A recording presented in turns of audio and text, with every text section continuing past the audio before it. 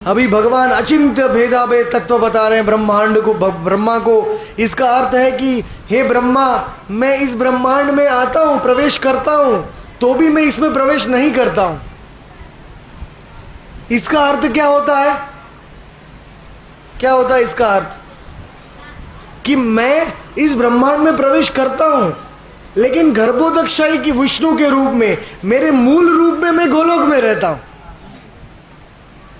मतलब इसको भेदाभेद तत्व कहते हैं। भगवान है इस ब्रह्मांड में और नहीं भी है, अपने विस्तार के रूप में है, लेकिन साक्षात नहीं है। साक्षात तो केवल ब्रह्मा के एक दिन में एक ही बार आते हैं, 864 करोड़ साल में एक ही बार आते कृष्ण के रूप। तथा तेषु न तेष्वहम्, ये गीता में भी भगवान यही बताते हैं। ये अचिंत्य भेदाभेद तत्व गौरांग महाप्रभु ने कलयुग में स्थापित किया। इसके पहले कोई अद्वैत बताता था, कोई द्वैत बताता था, कोई विशिष्टाद्वैत बताता था, कोई द्वैताद्वैत बताता था, कोई शुद्धाद्वैत बताता था, कोई महाअद्वैत बताता था। ऐसे अलग अलग ज्ञान प्रचार हो गए थे, लेकिन भेदाभेद तत्व में सब ज्ञानों को एक में मिला दिया गौरांग महाप्रभु ने। इसलिए अपने गौड़िया वैष्णव जो संप्रदाय है वो कलयुग में सबसे शक्तिशाली संप्रदाय है। बोलो गौरांग।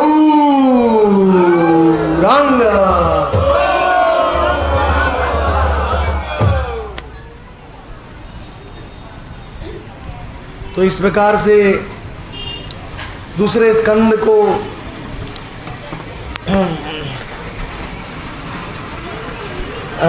के चित्र आप सबने देख लिए हैं। दूसरे स्कंद में चतुश्लोकी भागवत ब्रह्मा जी ने सुना है।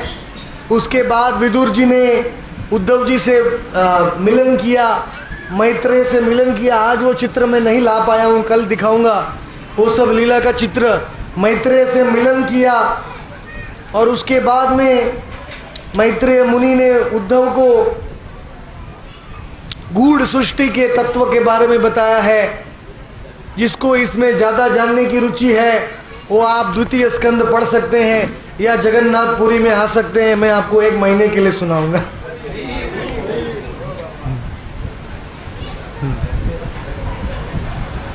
तो इस प्रकार से द्वितीय स्कंद अभी संपूर्ण हुआ। बोलो श्रीमद् भागवतम की, द्वितीय स्कंद की।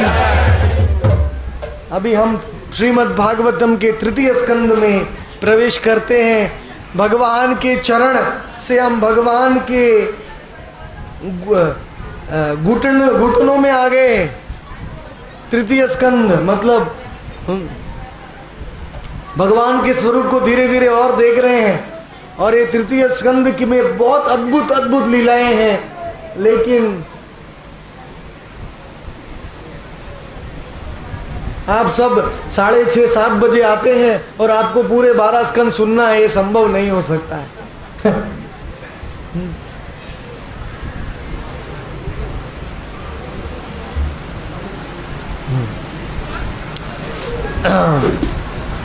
तो तृतीय स्कंद की कथा हम आरंभ करते हैं। और तृतीय स्कंद में ब्रह्मा जी का जन्म हुआ है कमल के ऊपर, और ब्रह्मा जी के शरीर से इतने सब अद्भुत प्रकार की वस्तुएं प्रकट हुई है। ब्रह्मा जी के मन से सनत कुमार प्रकट हुए हैं, 4 बटुक सनत कुमार।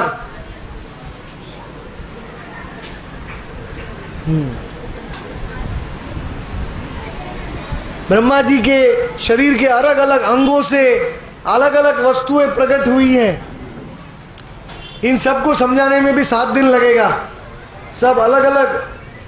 लेकिन ब्रह्मा जो मुख्य है हम सुनेंगे कि ब्रह्मा जी के मन से जब सनत कुमार प्रकट होते हैं तो वो 5 साल के रह जाते हैं। मुख्यतः ब्रह्मा जी सनत कुमारों को सृष्टि बढ़ाने के लिए पैदा करते हैं ताकि संतान उत्पन्न हो, विवाह करें।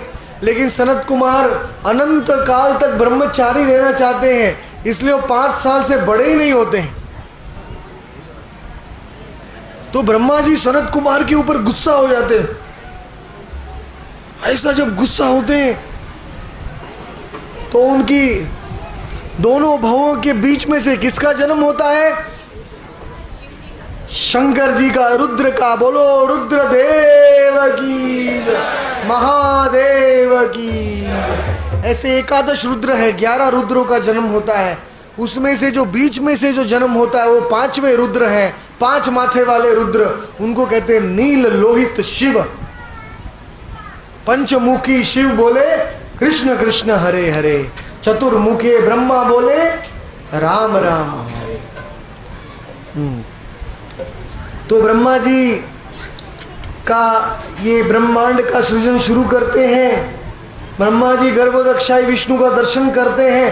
तपह तपह तपह ये शब्द सुनाई देता है। 10,000 साल तक तपस्या करते हैं, कमल देवताओं के साल, ब्रह्मलोक के साल तक।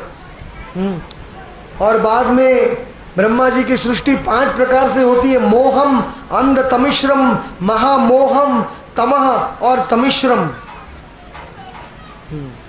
इसको समझाना बहुत समय लगेगा, इसमें संक्षिप्त में आपको बता रहा हूँ।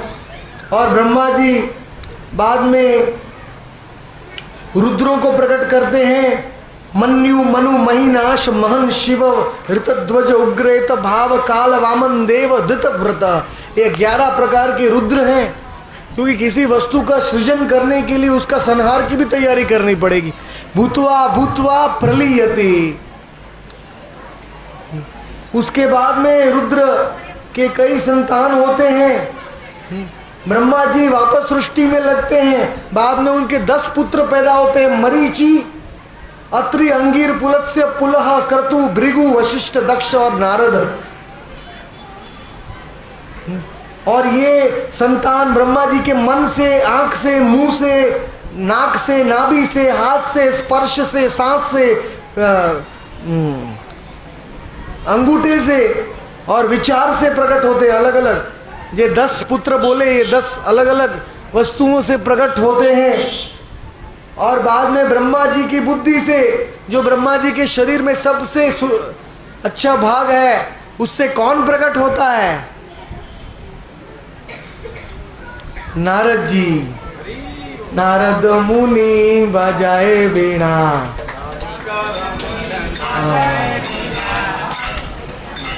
गाइए गाइए रत्न भानु प्रभु, आपको बहुत याद करते हैं।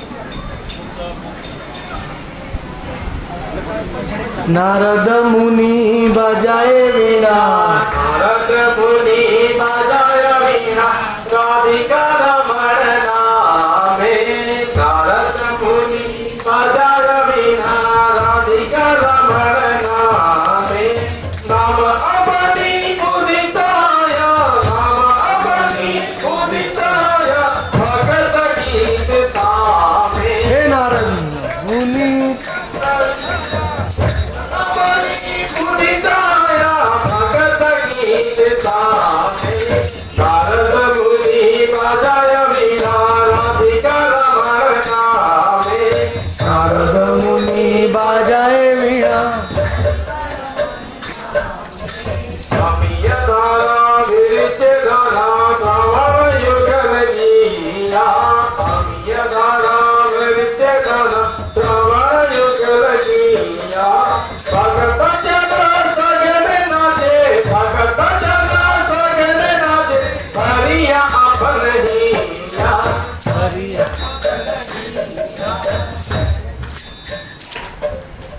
ब्रह्मा जी के छाती से धर्म पैदा हुआ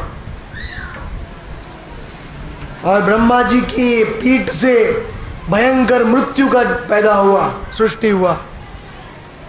ब्रह्मा जी के हृदय से काम और इच्छा पैदा हुई और ब्रह्मा जी के क्रोध से, ब्रह्मा जी के भ्रकुटी से क्रोध पैदा हुआ और ब्रह्मा जी के ओठों से लोभ पैदा हुआ और ब्रह्मा जी के मुंह से बोलने की शक्ति वाक पैदा हुई। ब्रह्मा जी के जननेंद्रिय से समुद्र पैदा हुए ब्रह्मांड के। और ब्रह्मा जी के जो जघन्य कार्य है, पापी कार्य, वो ब्रह्मा जी के नीचे जननेंद्रिय से पैदा हुए। कर्दम ऋषि ब्रह्मा जी की छाया से पैदा हुए और ब्रह्मा जी की पुत्री वाक पैदा हुई, लेकिन बड़ा ही गड़बड़ हो गया। ब्रह्मा जी की पुत्री जब वाक पैदा हुई तो ब्रह्मा जी उस पुत्री के प्रति उनकी वासना जाग उठी और ब्रह्मा जी उसके मतलब मैथुन का इच्छा नहीं था, लेकिन ऐसे आकर्षित हो गए और वो पुत्री के पीछे भागने लगे। क्योंकि ये जो सृष्टि का जो सेवा है, सृष्टि करने का जो क्रम है, उसमें सब वासनाओं से रजोगुण, सत्वगुण, तमोगुण सब प्रकट करना पड़ता है। तो भगवान के परम भक्त भी कभी कभी थोड़े से प्रभावित हो जाते हैं, लेकिन ब्रह्मा जी की निंदा नहीं करनी चाहिए। ब्रह्मा जी अपनी पुत्री वाक के पीछे भागने लगे तो 6 मरीचि थे ब्रह्मा जी के पुत्र, वो हंसने लगे, हा हा हा हा हा, देखो हमारे पिताजी क्या भ्रमित हो गए। तो जैसे ही वो हंसने लगे ओ करके तुरंत ब्रह्मलोक से नीचे गिर गए, हो पतन हो गया। क्योंकि महापुरुष के चरित्र में अगर कोई त्रुटि दिखे तो भी निंदा नहीं करनी चाहिए। पता नहीं हमको किस प्रयोजन से वो कर रहा है। और 6 मरीचि के पुत्र बन गए हिरण्यकश्यपु के 6 पुत्र, और वो काल नेमी नाम के राक्षस के पास थे, काल नेमी, लेकिन वो छोड़ के हिरण्यकश्यपु के पास गए। तो काल नेमी ने शाप दिया कि तीसरे जन्म में तुम को मैं मारूंगा, मैं कंस बनूंगा और तुमको मारूंगा। तो तीसरे जन्म में ये 6 मरीचि कौन बन गए? देवकी के 6 पुत्र बन गए। और जैसा ही उनका जन्म हुआ, वो काल नेमी रूपी कंस, जो पिछले जन्म में काल नेमी था, वो आके उनको पछाड़ने लगा, मारने लगा। देखिए ब्रह्मा के ऊपर हंसने से क्या फल मिलता है, दीवार में पटक के हमको मरना पड़ता है। इसलिए ब्रह्मा के ऊपर कभी मत हंसिए, या महापुरुषों के ऊपर कभी मत हंसिए। तो ऋषि मुनि ब्रह्मा जी को संबोधन करने लगे कि हे ब्रह्मा, ये आपके ये कार्य का कोई प्रयोजन होगा? हे ये कोई भी कल्प में, पिछले कल्पों में आपने किया नहीं था। ब्रह्मा का एक दिन यानी एक कल्प, हर कल्प में उनको सृष्टि करना पड़ता है। तो ये आपको शोभा नहीं देता है। ऐसा बोल के जब ऋषि मुनियों ने कहा, ब्रह्मा को शर्म आ गई और ब्रह्मा जी ने अपना शरीर त्याग दिया।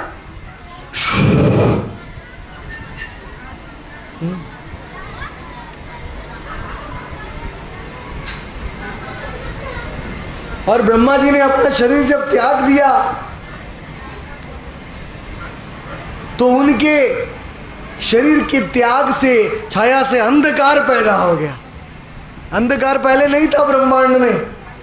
ब्रह्मा जी की शरीर की छाया जो शरीर उन्हें त्याग दिया, बाद में भगवान की कृपा से उनको नया शरीर मिला, क्योंकि उस दूषित शरीर से वो सृष्टि नहीं कर सकते, क्योंकि उसमें उन्होंने वो इच्छा किया था। तो दूसरा शरीर मिला और ब्रह्मा जी ने वापस सृष्टि शुरू किया। और बाद में उनके मुख से 4 वेद निकले। उन्होंने भगवान कृष्ण की बांसुरी को सुना और उनके 8 कानों में कृष्ण का वेणु का नाद गया और ब्रह्मा जी के मुख से 4 वेद प्रकट हो गए।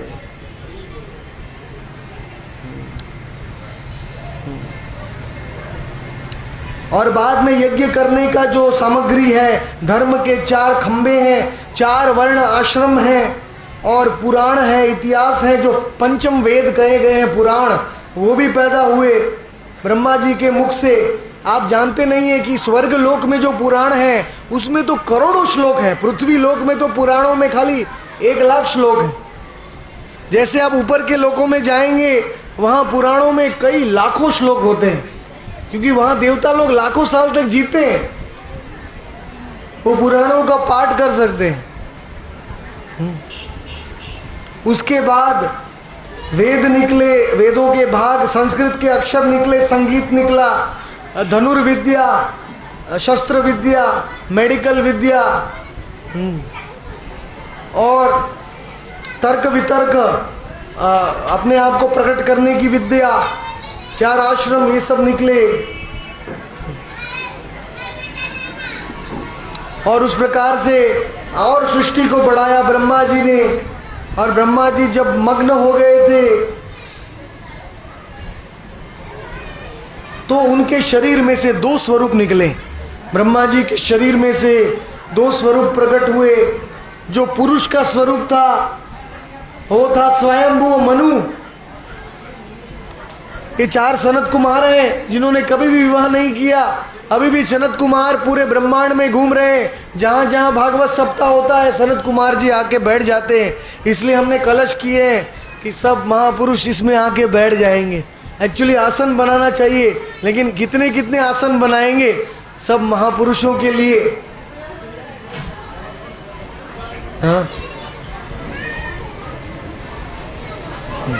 तो इस प्रकार से ब्रह्मा जी के शरीर से स्वयंभू मनु निकले और जो स्त्री निकली उसका नाम था शतरूपा। मतलब जो क्रिश्चियनिटी में पता है आपको, क्रिश्चियन धर्म में कहते हैं एडम निकला और ईव निकला। वो उनका थोड़ा सा सत्य है, क्योंकि वो एडम का नाम है स्वयंभू मनु।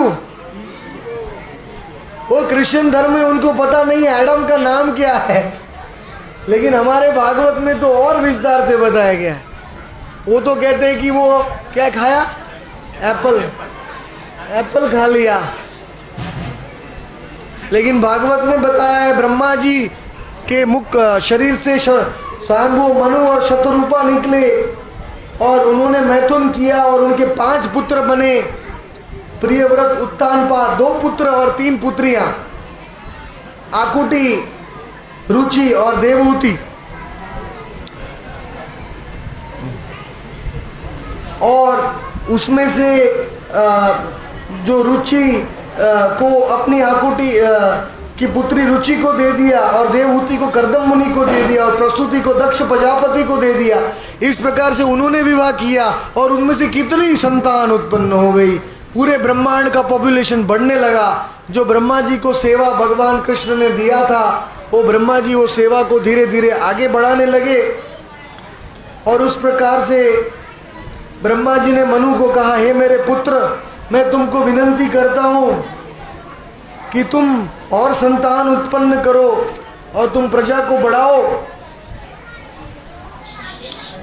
पूरी प्रजा को बढ़ाओ। और उस समय में ब्रह्मा जी ने देखा कि पूरी पृथ्वी समुद्र में डूब गई थी। तो सृष्टि को उद्धार करने के लिए भगवान श्वेत वराह के रूप में आए। बोलो श्वेत वराह की।